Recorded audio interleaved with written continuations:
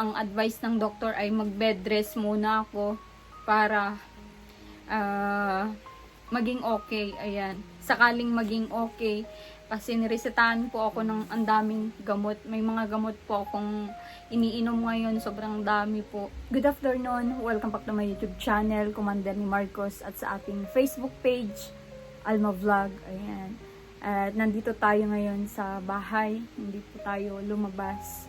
At nung nakaraang araw nga ay medyo hindi maganda ang ating karamdaman.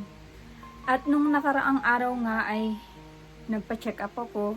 Sinamahan ako ni Marcos sa isang clinic ng OB-GYN kasi nalaman namin, nag-test kasi ako dito sa bahay, ay nag-positive ako sa pregnancy test. Ayun, at nagtaka nga lang ako kasi 1 month na hindi na ako dinatnan. So, good news yun. Yan, blessing yun sa aming mag-asawa kasi gusto na din namin sundan si Baby Marcos. At yun nga, sinamahan niya ako sa isang OB-GYN clinic. Ayun, chinek ako ng isang doktor at in-ultrasound nila ako. Ito yung ultrasound ko nung nakaraan nung nagpunta kami sa clinic. At ayun, andito din yung result ng ating ang ating check-up. Ayan. Ang nakalagay dito ay single live intrauterine pregnancy, 6 weeks and 2 days age of gestation by Cron-Ramp link with good cardiac activity.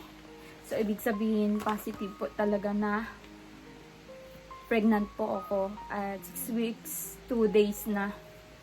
So, ayun, ikwento ko lang yung nangyari nung mga nakaraang buwan. Yung kung maalala nyo mga mahal kong viewers, yung pagpunta namin sa Quezon, talagang masama na yung pakiramdam ko doon. Yung pangalawang punta namin doon, yung pangalawang beses na punta namin doon na wala kaming naabutan, walang mga tao doon. So, parang negative yung punta namin. Sobrang layo po noon. Nakamotor lang kami, single motor. Talagang nahihilo na ako. Parang gustong-gusto ko na talagang mahiga. Ayaw ng katawan ko na natatagtag. Parang ganun. Hindi ko pa po alam na ganun na yung kalagayan ko. At sobrang awa ko po sa dinadala ko kasi meron na pala akong dinadala nag-single motor pa ako at sobrang pangit pa ng daan papunta doon sa Tagkawayan, Quezon. Ayan. Puro bako-bako ang daan. At alam nyo naman kung si Marcos ang mag-drive ay talagang parang lilipad yun. Pag nag-drive, lalo kung nagmamadali po siya, ay talagang tagtag po ang nakasakay sa kanya. So ayun, hindi pa naman po namin alam that time. Tapos, yun nga po, araw-araw masama yung pakiramdam ko, halos ayaw kong lumabas. Nasabi ko kay Marcos, bilan mo nga ako ng pregnancy test. Ayan, magte-test po tayo at sabi ko, malaman ko kung ano yung kalagayan ko ngayon. So, ayun, nag-positive nga. At ipapakita ko sa inyo. Madami din po kasi tayong viewers na nagmamahal sa atin at maraming salamat sa mga nag-personal message sa akin, nagtatanong sa kalagayan ko ngayon. Maraming salamat po sa mga updated sa akin. Ayan. Nandito po yung first na check namin ni Marcos. Ayan o. Yan, 2 beses po yan. 2 po yan yung yan, positive po siya. At sobrang tuwa, nakita ko yung tuwa ni Marcos sa kanyang muka. At sabi niya ay maganda yan, sabi niya. At sabi niya din na wag muna ako masyadong maglalabas. Yun, at sabi niya magpa-check up ka kung ano yung magiging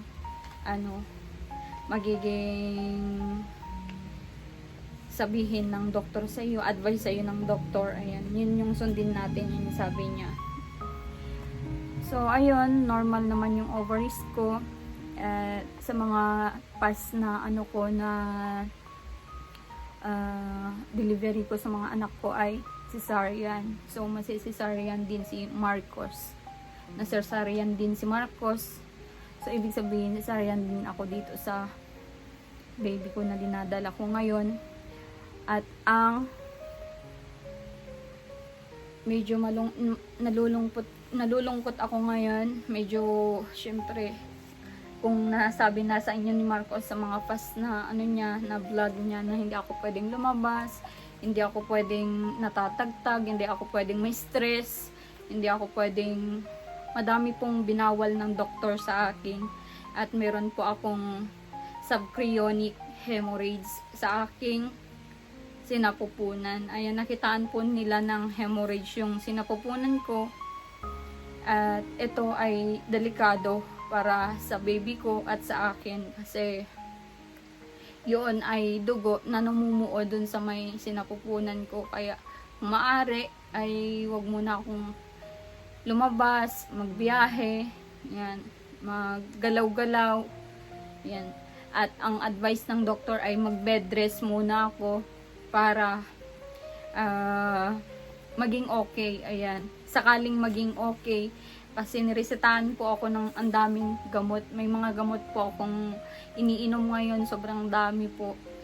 Iba pa yung gamot na pampakapit, iba yung vitamins, iba yung ano. Ang dami ko pong tinitake ngayon para kay baby at sa aming dalawa. So ayun, sana nasagot ko yung mga nagtatanong, ayan, yung mga concern sa akin na viewers ko, bakit nung mga nakaraang araw ay si Marcos ang nag-vlog sa ating YouTube, sa ating Facebook page, kasi yun nga, ito yung pinagdadaanan ko ngayon. At ang alam ko sa mga nagbubuntis ay talagang ano lang, iilan din ang nakararanas ng ganito na ano, kailangang i-bed rest mo yung ano, katawan mo para maalagaan mo yung sarili mo at yung baby mo sa tiyan. Kasi mga nakaraan na pagbubuntis ko, hindi naman ako ganun ka-sensitive. Hindi naman ako ganun ka, ano, ngayon lang. At siguro ay, yun nga, sobrang tagtag ako araw-araw. Sobrang pagod. Ayan, ang layo ng mga nilalakad. For example na lang yung pinuntahan namin dun sa Maisla. Sobrang layo po nung nilalakad doon, at sobrang tagtag po ako doon, at medyo malayo talaga pag motorin, lubak-lubak ba yung daan papasok doon.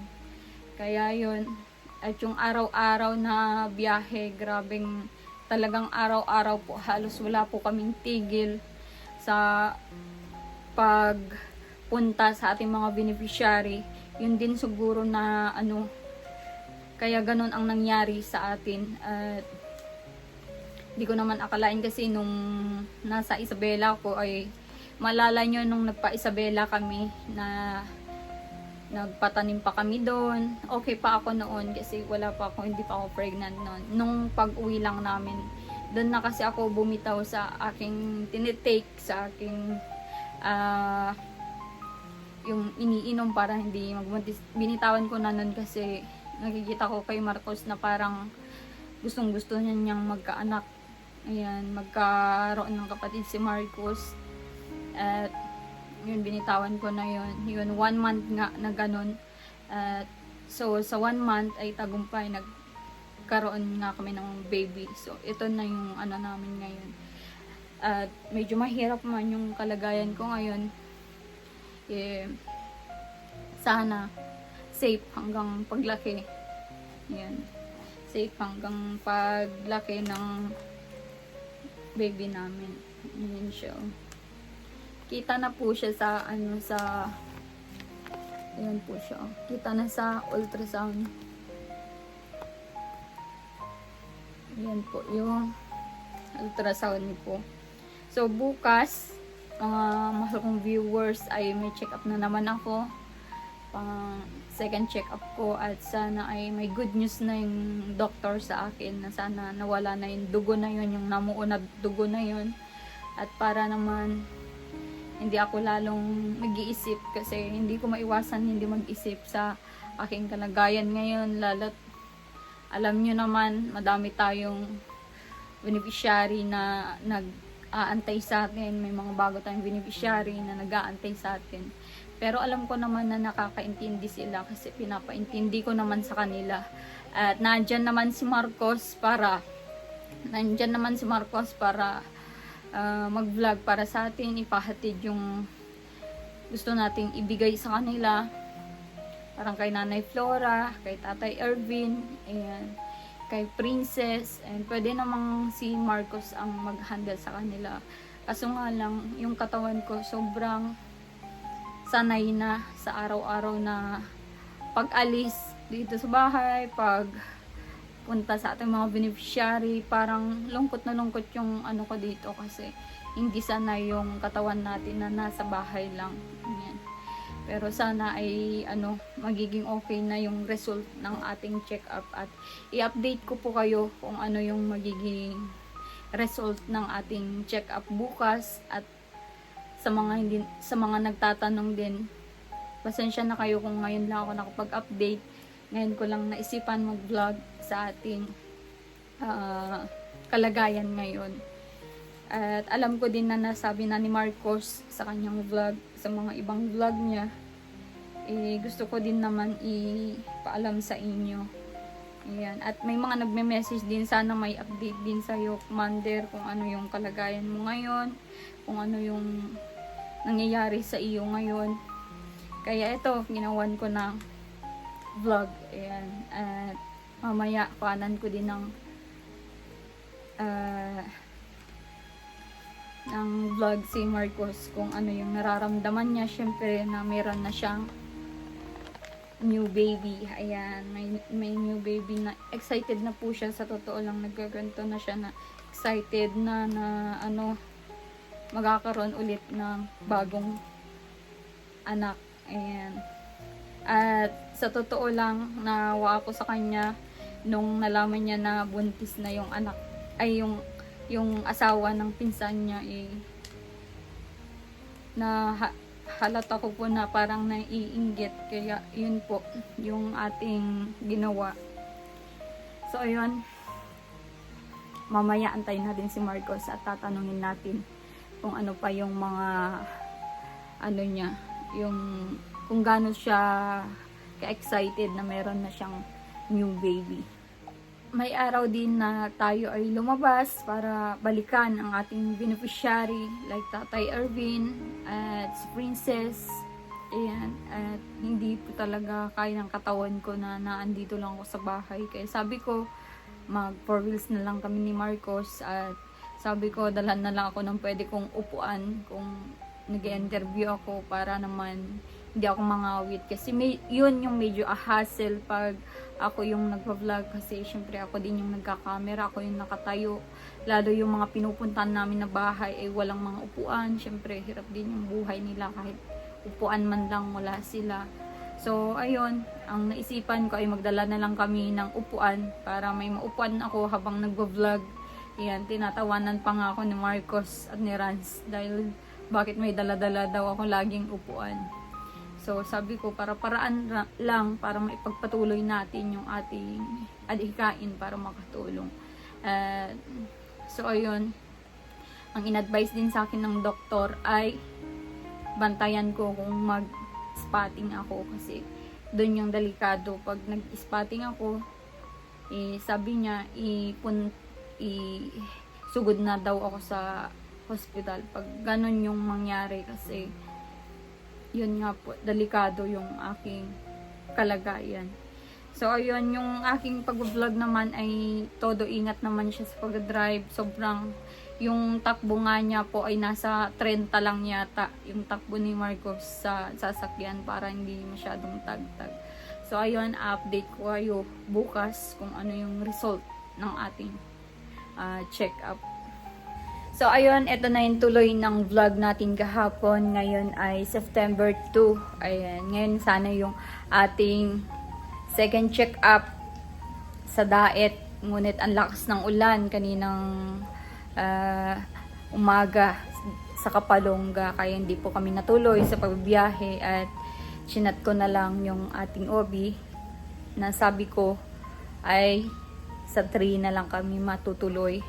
Gawa ng ang lakas ng ulan, may mga stranded na daanan, medyo delikado po mag-travel. Kaya yung hapon ay nag-decide po kaming magbiyahe para maaga po kaming makipila sa clinic na pupuntahan ko. At sana maging okay ang lahat ng ating sa second check-up.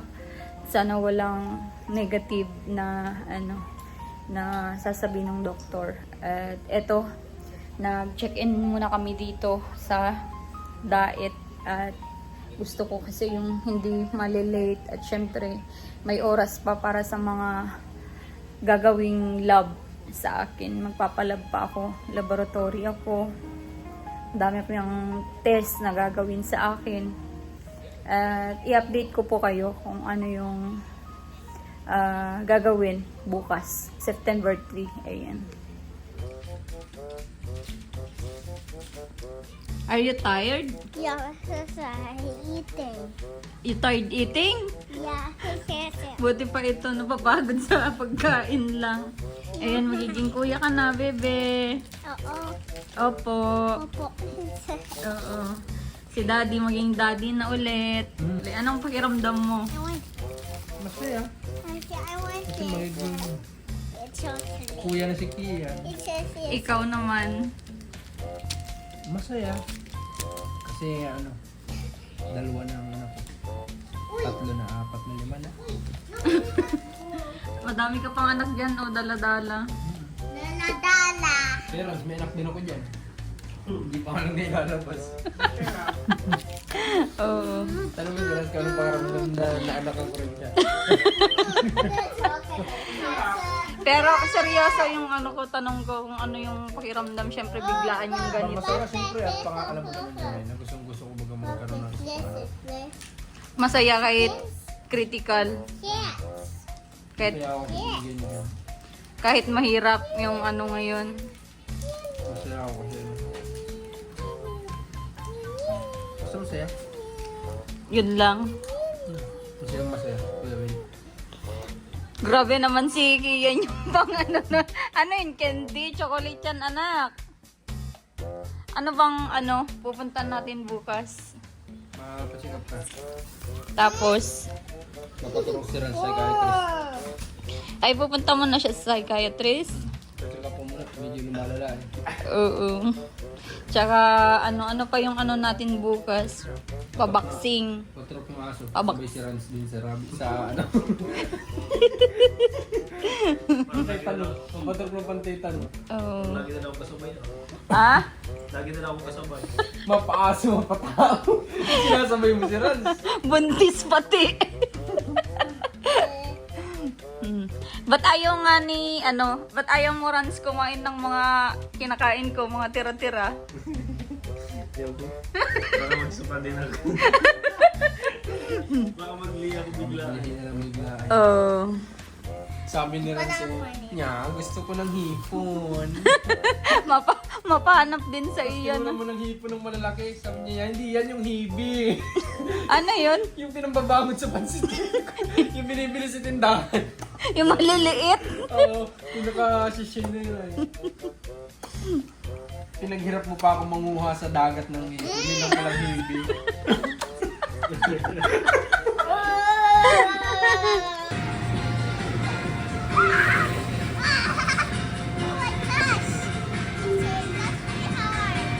Are you happy?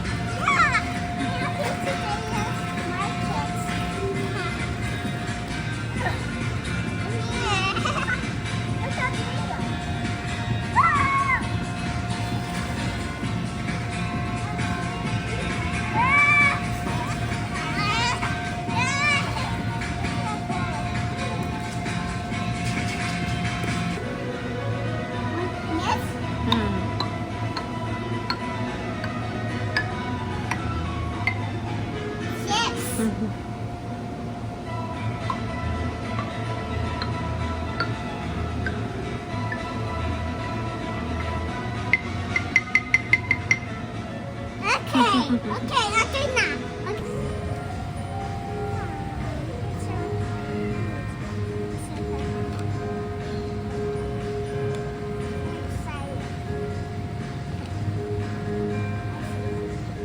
Oh, are you seriously that hard? It's not hard. That's very hard. It's too hard. Ah! What?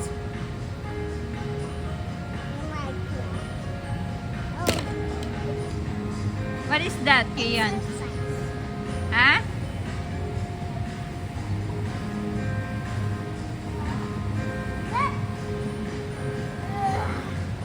I'm so strongest. You're strongest?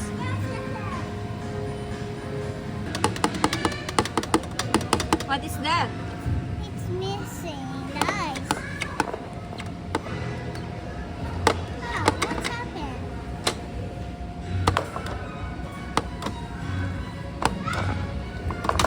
Okay.